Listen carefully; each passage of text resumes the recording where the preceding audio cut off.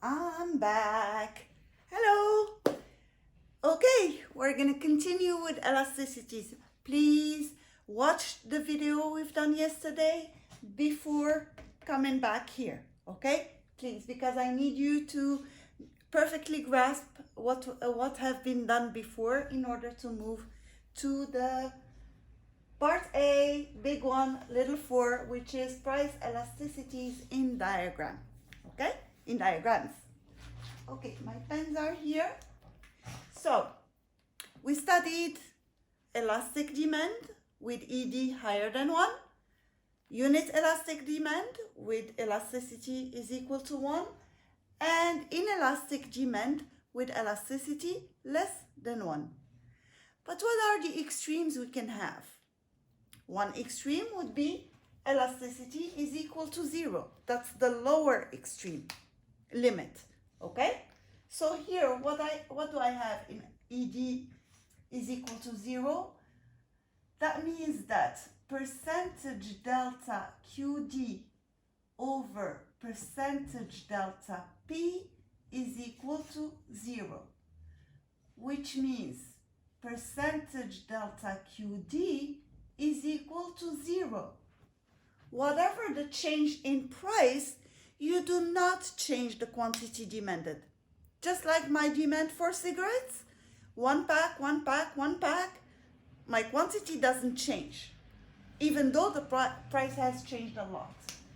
So, I'm only buying this quantity, whatever the increase in price, okay? Keeping the same quantity. So you do put pressure on the price, but the quantity demanded stays the same. That's perfectly inelastic demand. It's not elastic at all. It's just like the pen we have used. I keep pressure on it, it's not elastic at all. Okay?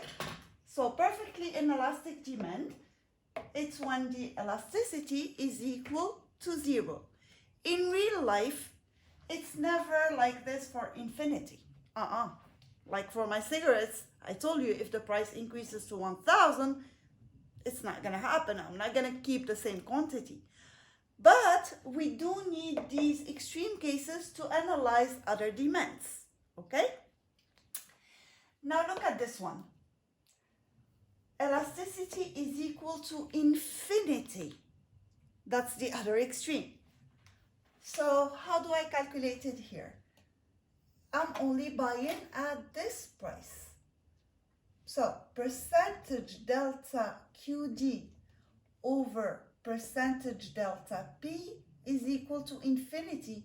I'm not changing the price, which is percentage delta QD over 0. I know we cannot divide by 0. This is wrong, but we assume it's equal to infinity. Okay? It's an assumption. For us, we don't need infinity because the lowest quantity you can buy is 0, not buying. Okay? So, let's look here. You increase the price by this much, you won't have a demand. The demand exists only at this price. And at this price, you're elastic. You can buy this amount, this amount, this amount. You don't see it, it's outside. Okay, so in this case, the percentage, if you change the quantity by just, not the quantity, the price, I'm sorry. You change the price by a small percentage, the quantity changes by infinity. Okay? That's perfectly elastic demand. Does it exist in real life? You're gonna see it in chapter 8. But for the goods you know, it doesn't exist. I doubt it. I can't find any example where this exists in day-to-day life. Okay? But we do have demands that approach that. Almost. Okay? So why do we need these two? It's to compare demands. Do you see perfectly elastic demand is perfectly vertical? Okay? Perfectly inelastic demand is perfectly vertical. You have a 90 degrees angle over there. And perfectly elastic demand is horizontal. Perfectly horizontal. So now let's use it. Let's imagine I have many demands over here and I want to compare them. Well, look at the one that is, I'm going here from most elastic to least elastic.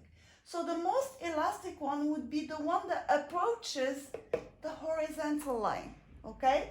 So this one is elastic compared to the others.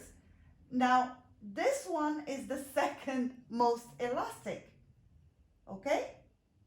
Then I have the red one. And then the last one that is the most vertical is the least elastic, okay? Now let's do it from the most inelastic one to the most elastic one. So you look at the most vertical one, that's the most inelastic one. That would be the blue demand. Then after the blue demand, I have the red demand, which is a little bit more horizontal. And then the green demand, and then the last one would be the black demand, okay? So that's why we need to know these two. Perfectly inelastic, vertical. Perfectly elastic, horizontal, okay? Now we're gonna move to the elasticity within the same line, okay? So I'd like you to go to page, 70. And I'm gonna do it here. In page 70, you have a table to calculate elasticities within the same line because, as I told you, when the price reaches 1,000, my elasticity changes. So it depends on where you are on the demand curve, your elasticity will change. So I need my ruler and I do need to erase all this. So take a screenshot. It's in the book, so you can find it very easily. And moving on to elasticities within the same line, the same demand. So I'm gonna plot a graph over here. They didn't do it on the, in your book, they used a graph that is different from the table. I'm gonna use the graph based on the table so that you have the same results and you are not lost. Okay, let me just do it here. Well, of course, it's not gonna be really proportional because I'm on the board, but it's okay. Okay, here I'm gonna have quantities and here I'm gonna have prices. And they go for the prices from 0 to 6. So 0. Bear with me, you know I don't have pause. Here. Oops. Here. And here. Okay. 2, 4, 6. I'm going to take the same measure here for the quantities. Yeah, 2.5.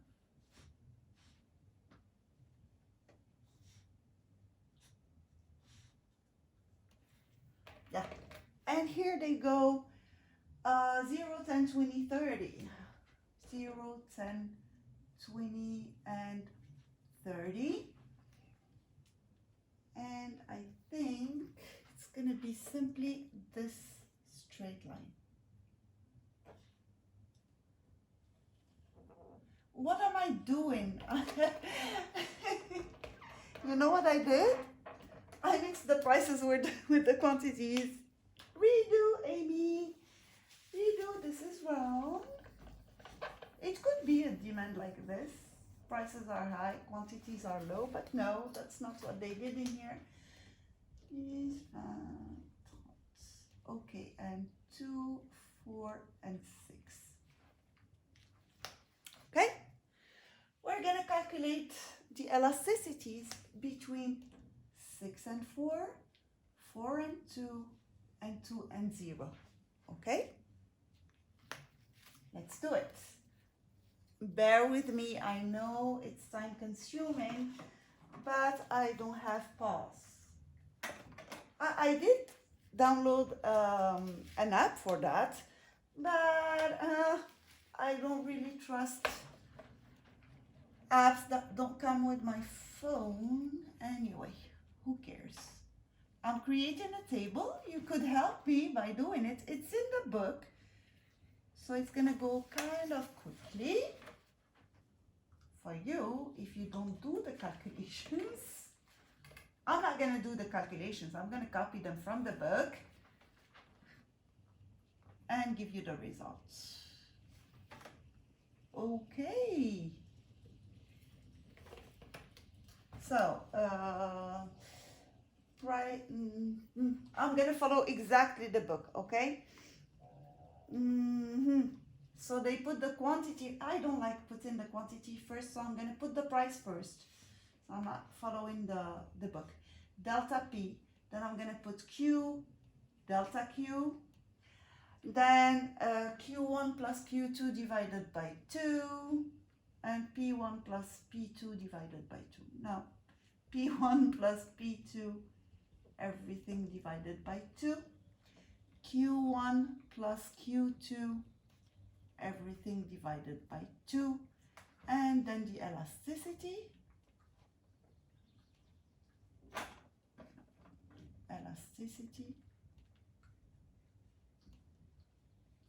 And then I'm going to calculate the slope.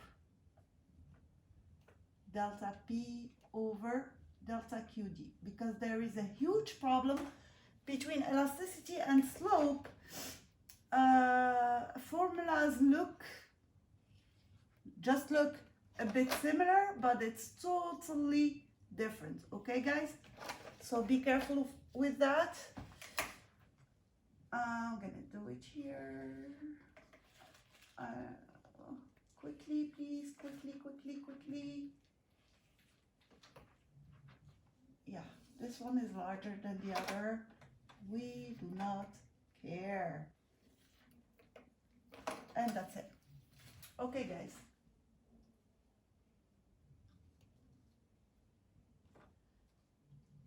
Elasticity, well, you can see it. Elasticity. Okay, so prices. We're gonna start with 6. So 6, 4, 2, 0. Okay. Quantities, I'm gonna put them, so 0, 10, 0 here, 10. So you decrease the price, you increase the quantity as usual, 20 and 30. So delta P here, it's gonna be 2, 2, and 2. Okay. Delta QD, absolute value, okay?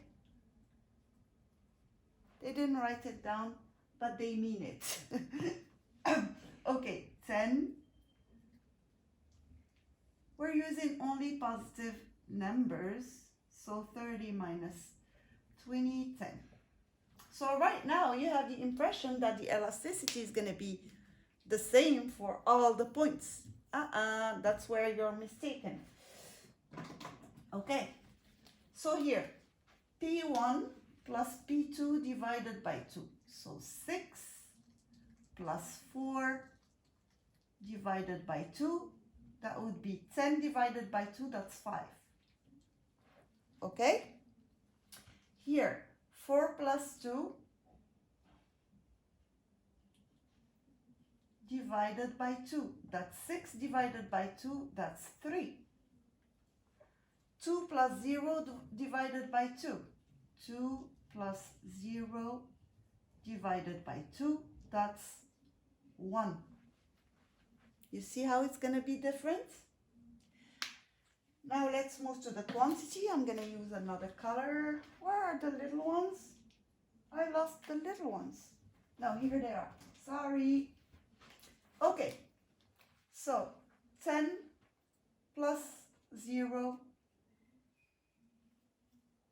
divided by 2 is equal to 5. I'm checking my results at the same time. Yeah. Then here I have 10 plus 20.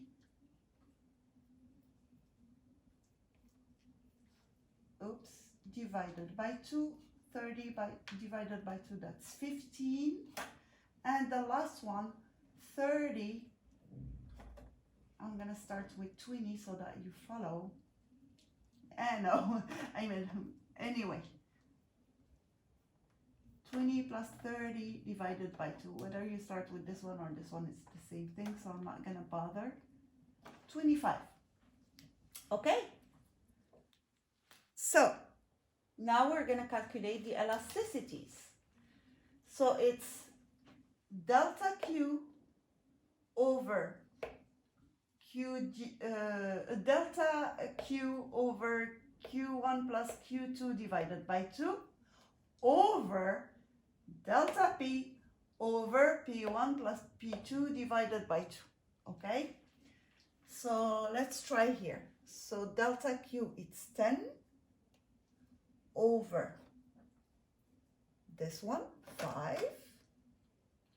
Everything over, where 2 divided by 5. Okay? So here it's going to give you 10 over 2, which is equal to 5. Just checking my results.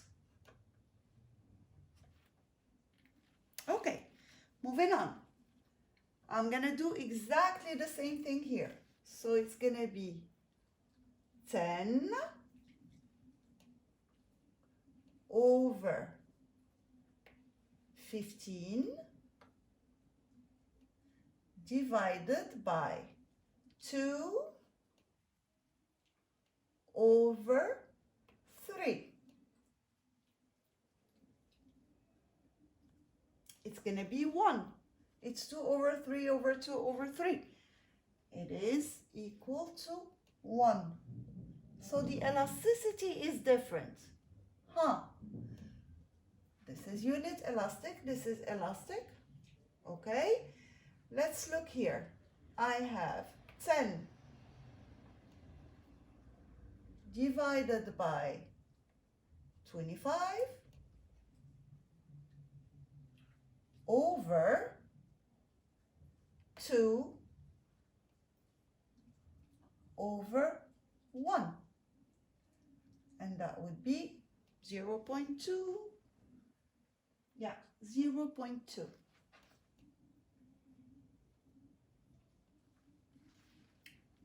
Okay.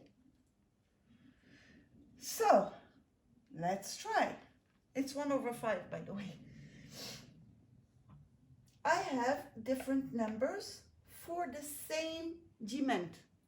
What does that mean? Let's look at it on the graph. So where is my midpoint? My midpoint would be over here. Okay? That's my midpoint. So above the midpoint, how much did we find? From 6 to 4. We found 5 in elasticity. So ED is greater than 1. So the demand is elastic. Okay? This is what we found here. Let's move to the second point. The second 2 points, I'm sorry. Here, from 4 to 2, we found elasticity is equal to 1.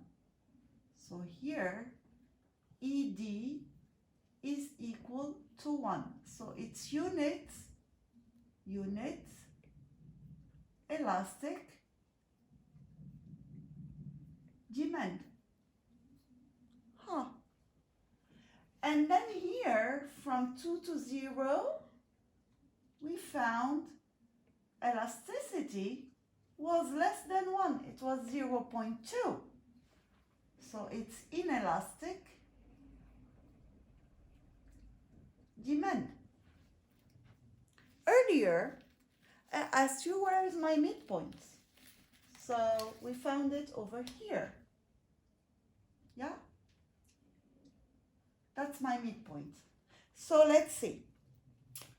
Above midpoint, you have elastic demand. Around midpoint, you have unit elastic demand. Okay? And below midpoint, we have inelastic demand. Below midpoint, inelastic demand. See, the demand, the elasticity changes according to where you are on the demand curve. It's not constant. Now let's calculate the slope. Okay? First, the slope is going to be negative. That's for sure.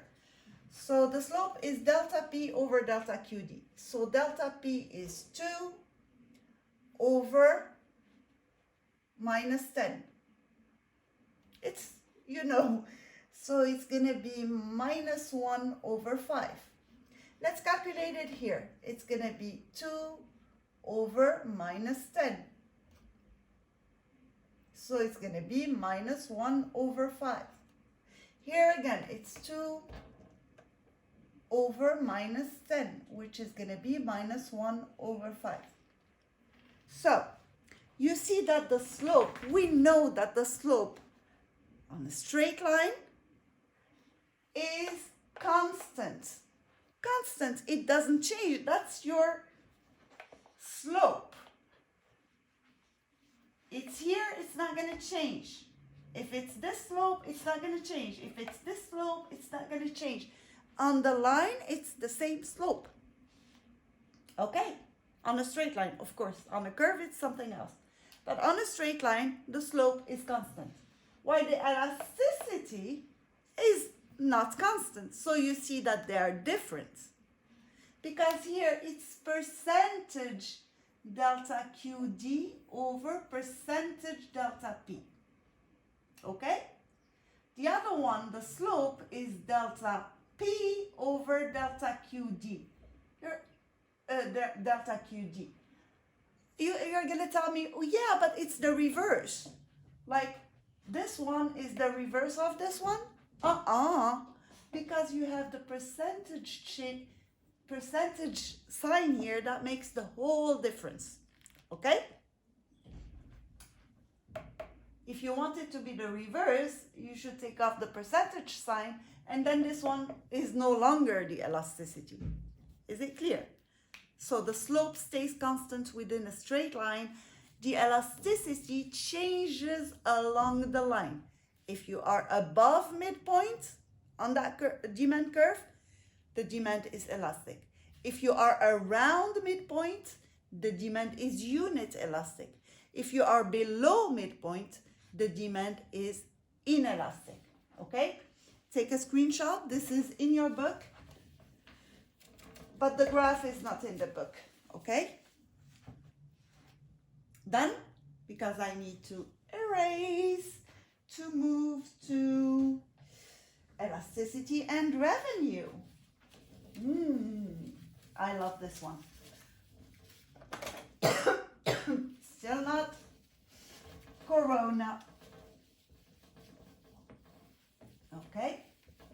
Elasticity and revenue, that would be your little 5.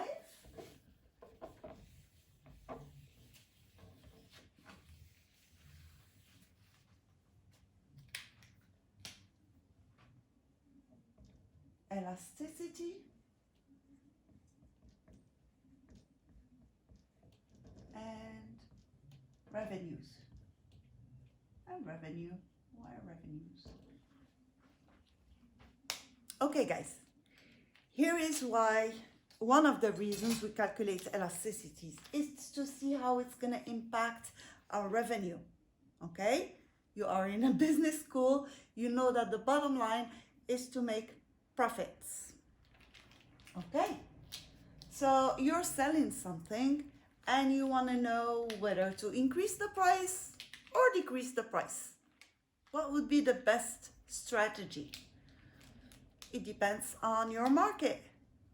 And the behavior of your market depends on its elasticity. Okay?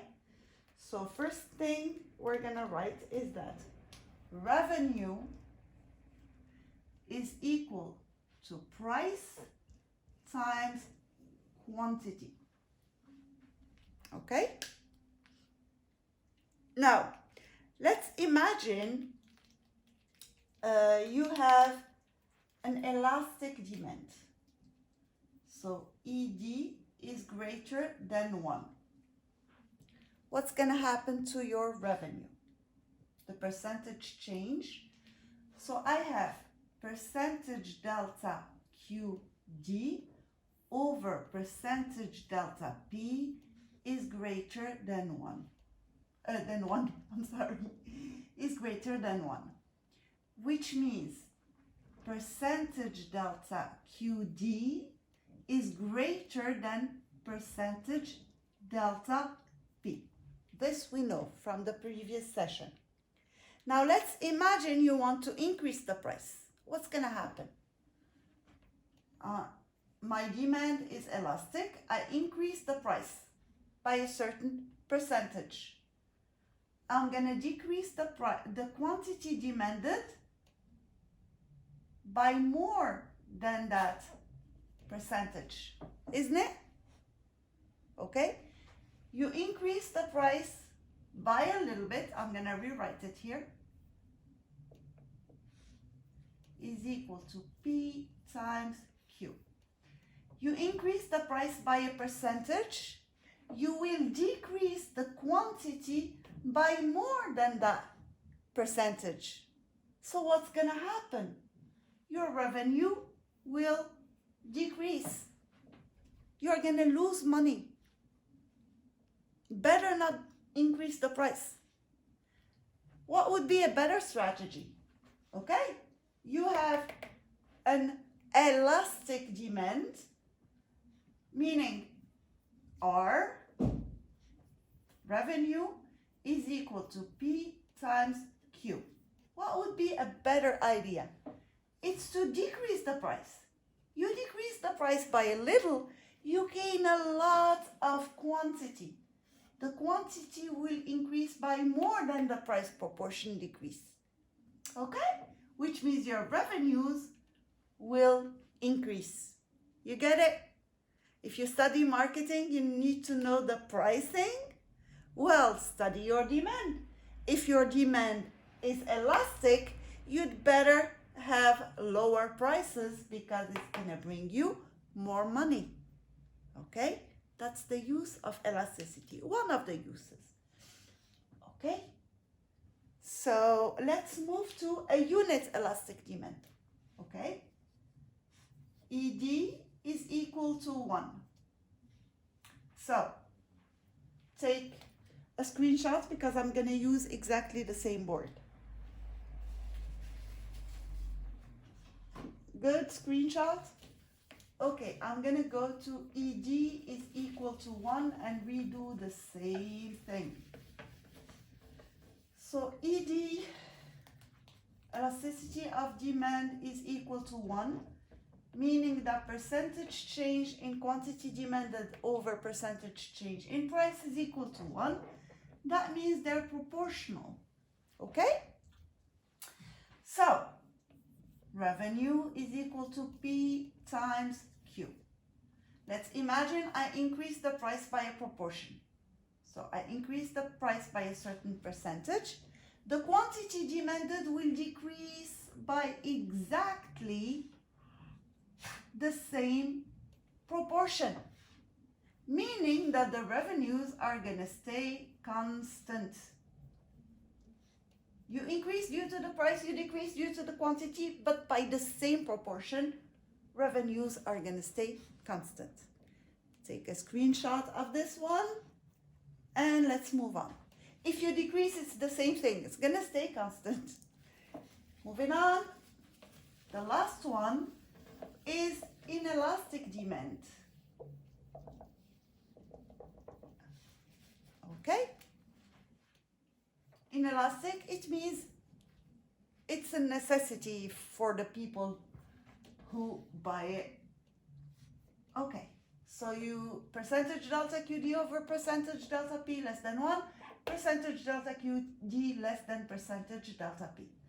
So revenue is equal to P times Q. So if I increase the price by a little, what's going to happen to my quantity? I increase the price by a little proportion. I don't need the star here. The quantity is going to change by a little compared to the price change. Okay? It doesn't move that much. So if you increase the price, quantity stays almost the same, you will increase your revenues. Okay? If I decrease the price, quantity, so I decrease the price by a proportion, my quantity demanded is going to increase by just a bit, just a little, because it's inelastic. So my revenues will decrease. So for your pricing strategy, if the good is inelastic, you'd better increase the price in order to have more revenues. You get it? That's the use of elasticity. My case is here with my cigarettes. Okay? They did increase the price from 18 dirhams to 34. Imagine the percentage here. Quantity for me, still 1 pack a day. Which means, due to me, their revenues increased a lot. Okay? So, when your demand is elastic, the best strategy to increase revenues is to decrease the price. Okay? When it's unit elastic, well, changing the price is not going to matter. Okay? When it's inelastic, increasing the price is going to get you more revenues. Okay? Take a screenshot. And here we are. 32 minutes again. Am I going to stop here? Yep. I'm going to stop here. Then get used to this. Do I give you some exercises? Oh, yes. Yes. Amy, give them exercises so that they understand.